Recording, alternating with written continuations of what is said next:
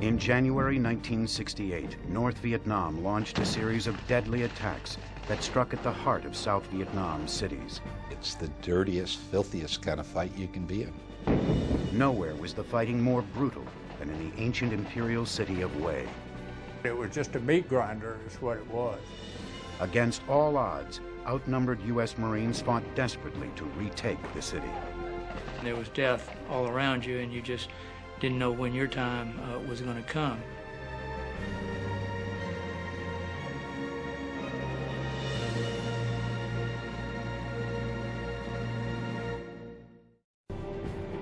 To retake the city, the U.S. commanders launched Operation Hue City and sent in the Marines. We just didn't know what to expect. 19-year-old Private Bill Purcell from New York City was with Alpha Company, 1st Battalion, 1st Marines. Purcell was one of the first to arrive in Hue on January 31st. It was just a pretty hot place to be. There was firing all over the city. Every time we turned around, turned a corner, we came under intense fire. After establishing defensive positions near the MACV compound, Purcell spent the night there with troops from 2nd Battalion, 5th Marines, the 2-5, who had also just arrived. But 2-5 had been sent into Hue piecemeal without its commanding officer, Lieutenant Colonel Ernest Cheatham. We thought that was really quite an incorrect way to employ an infantry battalion. A native of Long Beach, California, the 39-year-old Cheatham had joined the Marines in 1952 and served in Korea. He had also played professional football for the Pittsburgh Steelers and the Baltimore Colts. Cheatham was a very impressive military commander. He had what's sometimes called command posture. He wasn't really worried about his own well-being. On February 2nd, headquarters finally ordered Cheatham into Hue to take command of his battalion. Riding in back of the convoy the next morning was John Lawrence and his film crew.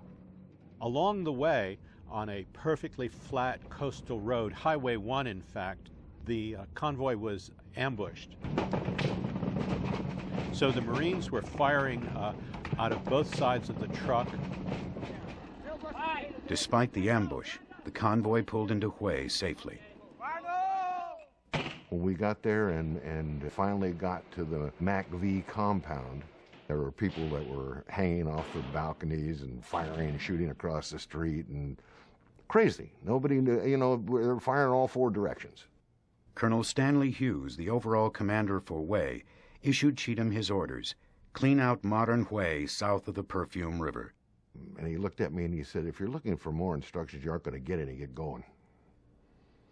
And I got going. And as I started out the door, he turned around to me and he said, Ernie, I turned back around and he said, you don't worry about anything. You just clean those people out and you clean them out any way you have to. We have certain areas in here that we have blocked off. Colonel Cheatham gave us a very confident interview about what his troops were going to do. What kind of fighting is it going to be? It's house to house and from room to room. Kind of inch by inch? That's exactly what it is. Moving along the Le Loi Street access with the Perfume River on its right flank, 2-5 began the attack on February 3rd under Lieutenant Colonel Cheatham. He seemed to know what he wanted to do and gave clear direction. Captain Michael Downs, 27, from Martha's Vineyard, Massachusetts, was the commander of 2-5's Foxtrot Company. 1st Battalion, 1st Marines would be on our left, and that if we even suspected there were enemy in the building, blow the building down. But the Marines ran into trouble almost immediately. We would learn a lot of hard lessons there. 28-year-old Marine Captain Ron Christmas from Philadelphia, Pennsylvania, commanded Hotel Company of 2nd Battalion, 5th Marines. After graduating from the University of Pennsylvania in 1962, he joined the Marines and was sent to Vietnam in July of 1967. And what did they teach you in the books? They teach you to cross the street. You pop smoke, you run a fire team across the street. But as soon as they used smoke grenades, the Marines were hit by sniper bullets and fire from an enemy machine gun nest down the street. It was hard to motivate the men to run into a storm or fire, much like the soldiers that came out of those landing craft at Normandy. But the morale and the aggressiveness, if you could keep that built up in your platoon, they would do that. Those young Marines would do that. One Marine was shot and wounded as he dashed across the street and disappeared behind the wall. Although 2 other Marines finally got beyond the wall, one was killed in the attempt.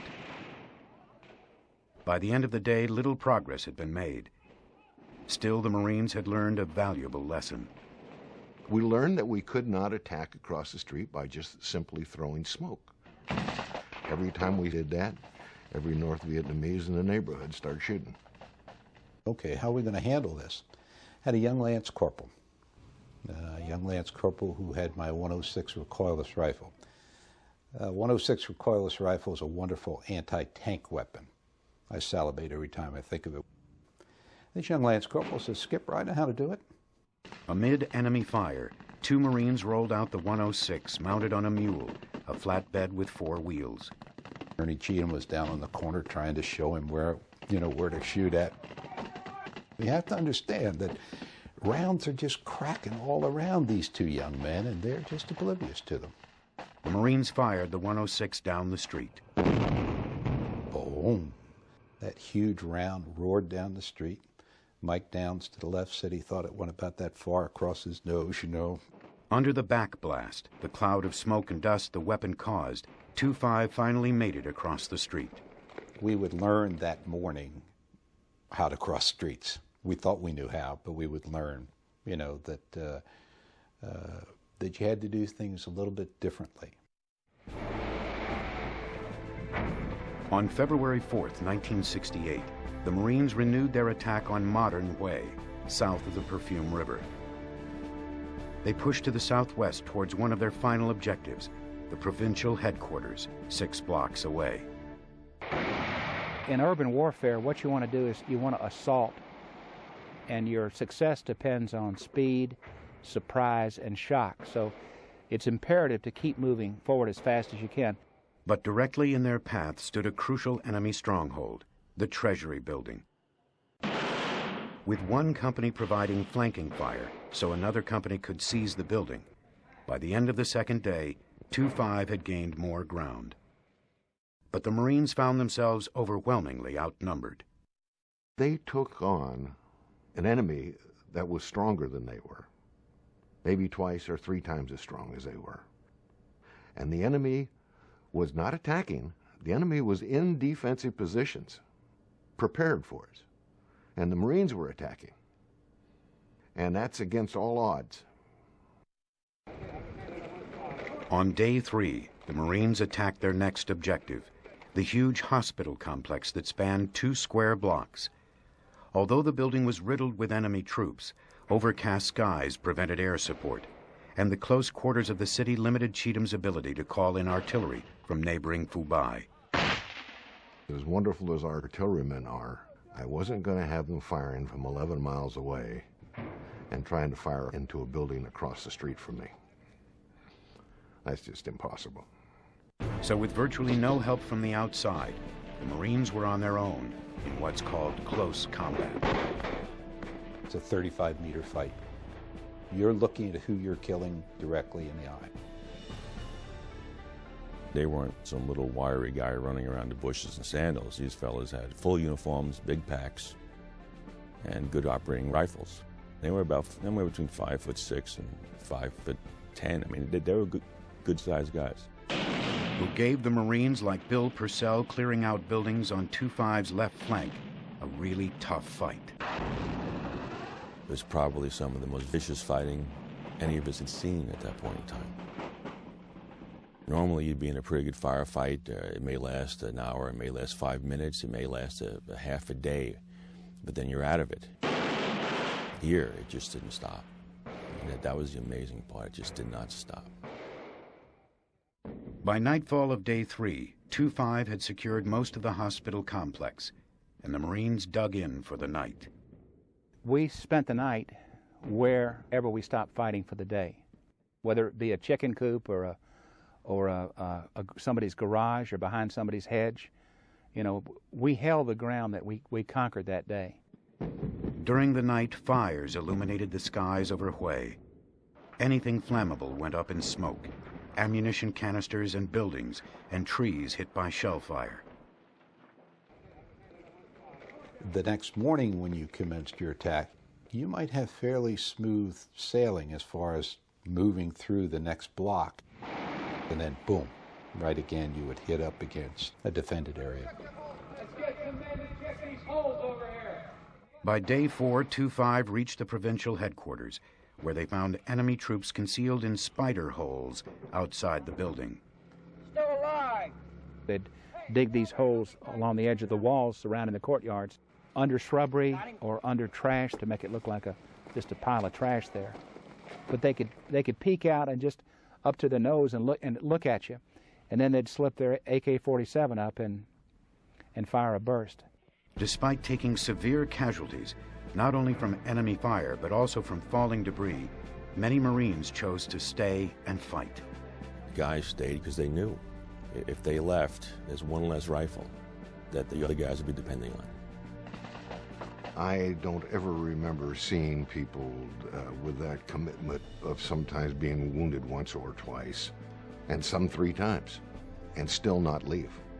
Or when they are evacuated, then find them sneaking back because they aren't going to leave their platoon or their squad. If the Marines were taking casualties, so were the citizens of Hue, who sometimes got caught in the crossfire. Others had fled the city or were being cared for in a secure area near the MACV compound. Roger, I want you to get together with Mike then, and I want that building. Meanwhile, Captain Christmas and his troops, poised at the provincial headquarters, couldn't help but notice the Viet Cong flag that had been flying in the courtyard since the takeover of Hue, something that had galled the Marines. Hotel Company worked most of the day, February 6th, just trying to get inside the headquarters compound. We blasted a hole in the wall and ran across the courtyard. And immediately as we ran into the yard of the province headquarters, we began to take a lot of automatic weapons fire. Rockmat 6, this Hotel 6, at this time I cannot tell. The guys that got cover, got to the building, began to fire what's called suppressing fire to hold down the fire of these snipers that were in the courtyard. Hey, get a rope and tie his hands in back of him. I'm blindfolded.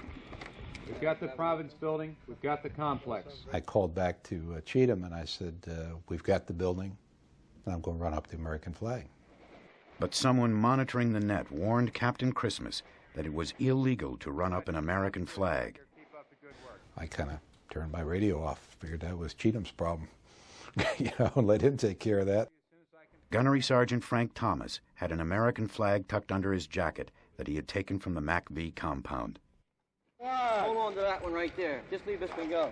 The gunny and the fire team ran through and pulled down the Viet Cong North Vietnamese flag and ran up the stars and stripes. Everybody started cheering and clapping, and it was the rejuvenation of our spirit, our fighting spirit. Lieutenant Colonel Cheatham reported back to headquarters. I told him somehow or other there's an American flag flying over the province headquarters. And that's when I was told to take it down. And I told him if anybody wants to come up here and take it down, just get them to try. Hungry Hard Hotel Company. With the capture of the provincial headquarters, much of the resistance in the southern part of the city quickly collapsed. 5 days later, on February 11th, the area was finally declared secure. The North Vietnamese and Viet Cong had been defeated. I'm sure they came down that Ho Chi Minh Trail cocky as can be, expecting just to clean our clocks, They didn't expect for it to take very long either, But we won the battle.